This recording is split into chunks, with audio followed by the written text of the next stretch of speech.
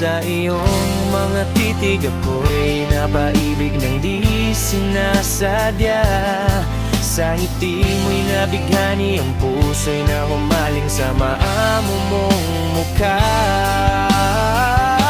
Gusto ko lang sabihin na gusto na kita, gusto na kita. Kaya wag ka nang magtaka kung bakit lagi kitang inaabangan. Kasi gusto na kita.